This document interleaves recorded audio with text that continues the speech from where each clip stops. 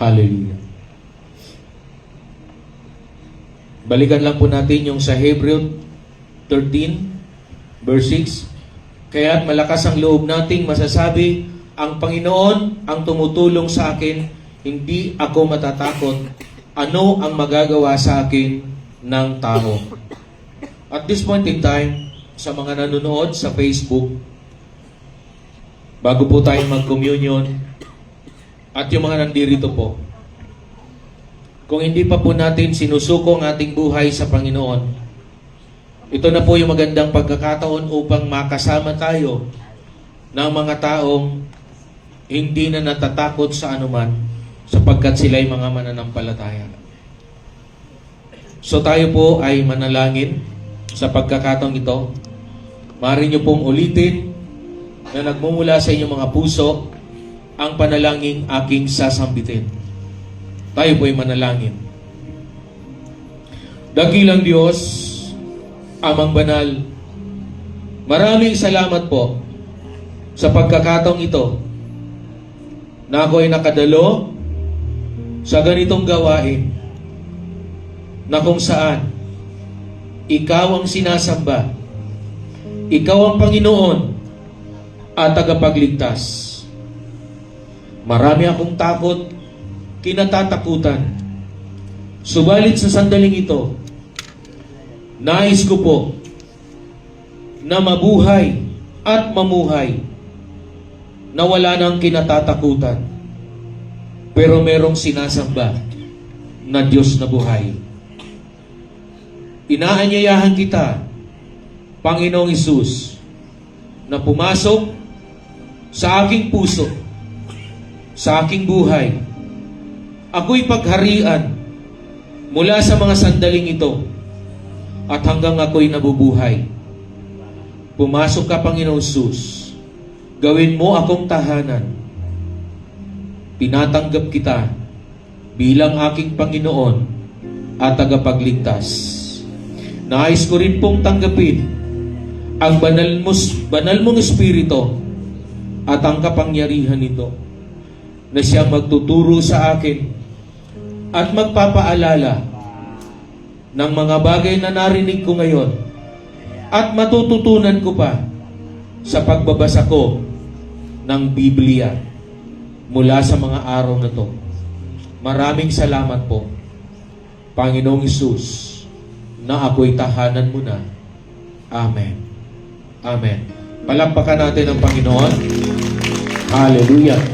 Praise God. So, sa mga tumanggap po sa Panginoon ngayon as Lord and Savior, so maging yung pagsunod po sa Panginoon ay hindi po mahirap. Ipagpatuloy po natin yan. Tandaan po natin, dito every Sunday, tayo po ay nandito. Magsama-sama po tayo sa Kanyang kapurihan at sa Kanyang kadakilaan.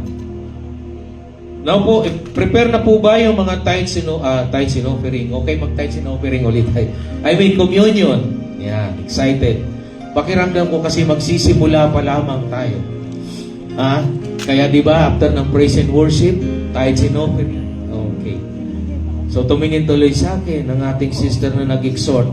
Pag-i-exhortin ko ba uli siya? Di po. Communion na po tayo. Lahat po ba may communion elements na? Okay.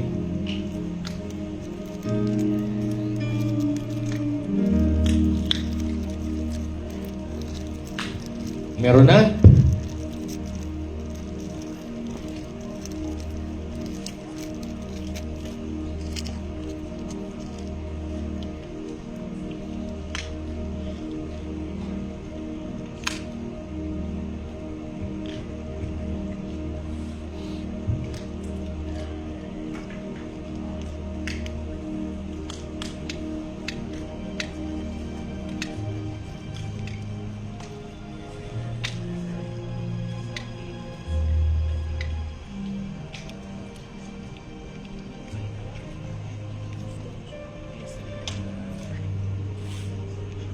Hawak na ba natin?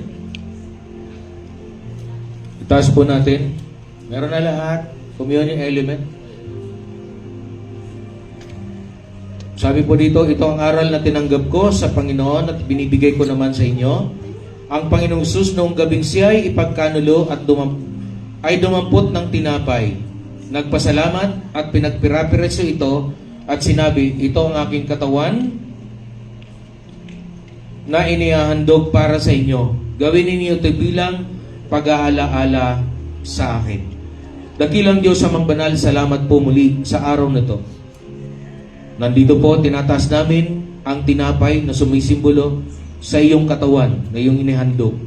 Sa pagtanggap po namin ito, magaganap po sa amin ang katuparan na ang ipinahayag na sa pamamagitan ng mga latay at sugat, lahat ng aming sakit at karamdaman ay nagsigilan na. Kaya nananalig po kami at nagdideklara na lahat ng pinagaling mo, tunay ngang magaling na. In Jesus' name, Amen. Tanggapin po natin.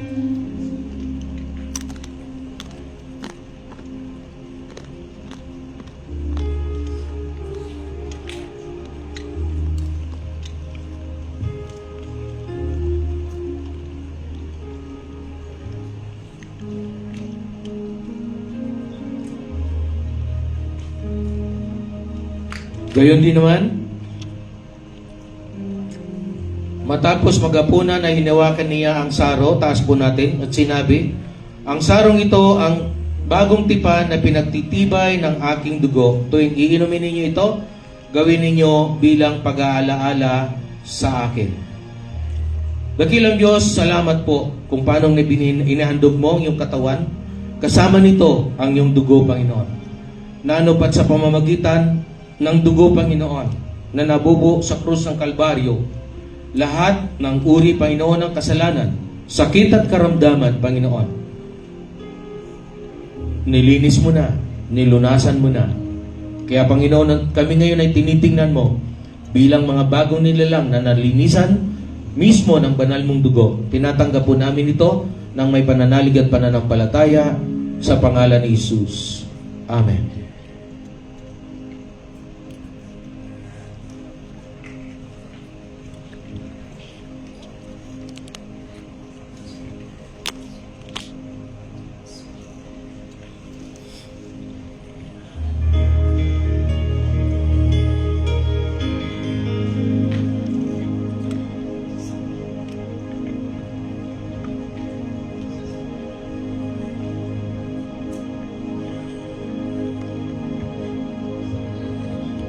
Magandang umaga po.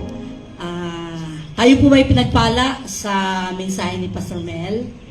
Tayo po ba ay napalakas at nabiyayaan sa umagang ito? So this is time to bless our pastor.